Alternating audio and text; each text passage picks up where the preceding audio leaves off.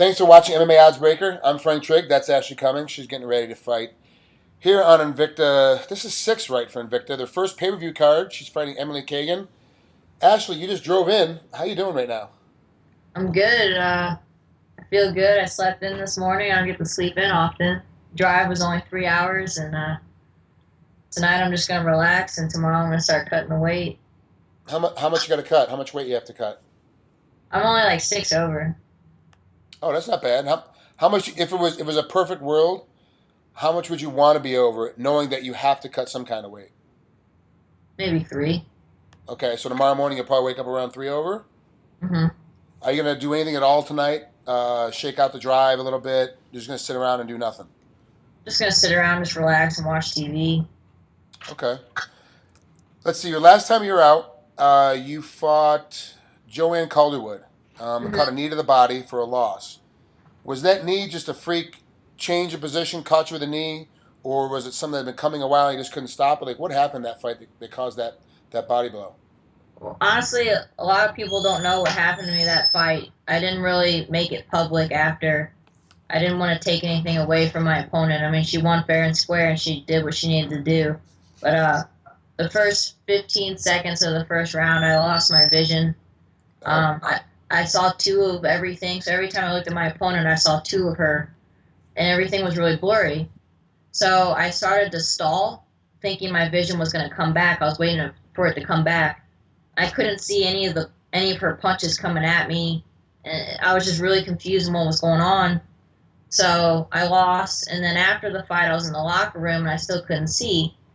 So I waited like an hour, and then eventually I went to the emergency room. And when I went to the emergency room, they told me I had 3 broken bones under my right eye, and that's why I lost my vision.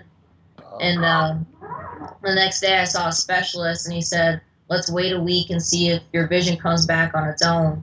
I waited a week, and I couldn't drive, couldn't watch TV. I just sat in bed and just waited and waited, and my vision never came back. So a week later, I got surgery, and I actually have a metal plate right here under my eye where all the broken bones were. Wow, that's crazy. How long was the healing time so you get back to sparring and back to training after getting that metal plate put in? I took like 2 months off, and then even when I came back, I still didn't spar right away. I kind of just focused on jiu-jitsu. It took a couple months to probably get back into full-blown sparring. Well, you're 3-1 and Emily's 2-1. Break down Emily for me as you see her when you watch tapes. I think she's very well-rounded like me. I think we both have good stand-up wrestling and jiu-jitsu. Neither of us are like a specialist. It's not like we're both like Muay Thai champions or like black belts in jiu-jitsu. We're both just good at everything. We're both aggressive. I think we have very similar fighting styles. The only difference is she's southpaw. And how hard was it for you to find people that were southpaw to be able to train with? All my teammates for the past 2 months, every time we spar, they all go southpaw for me, even if they're not southpaw. So, I mean, I'm used to fighting southpaws now as I've done it so much over the past 2 months. And where are you training at right now? Burger MMA. And, oh, is that in St. Charles? It's in West County in St. Louis. Okay. Burgers MMA. Steve Burgers, the coach. Not a bad little situation. Who are some of your training partners that you're using to get ready?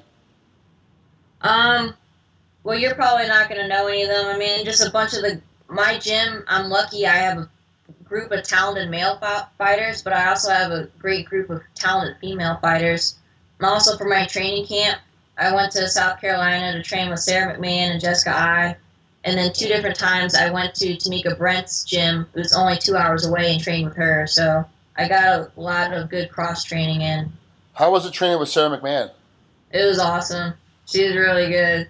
Yeah, She was showing me a lot of cool wrestling moves and showed me a lot of jiu-jitsu stuff. So it was a great experience. yeah. I've known her for a very long time. Just from wrestling, we were on world team levels together. She obviously was number one in her weight class. I was like fifth at my weight class.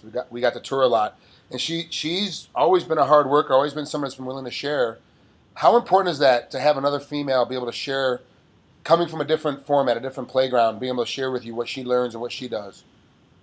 I mean, I think it's very important. I mean, the female MMA community, we're all tight-knit and we're all there to help each other. So, I mean, I really appreciate her extending extending the invitation for me to come down there and letting me train with her at her gym at Revolution MMA and all of her teammates and coaches. And Jessica I was there, and even Tamika Brents was there as well. So, we got to all know each other as fighters, and we're all friends now. So, I mean, it was a great opportunity.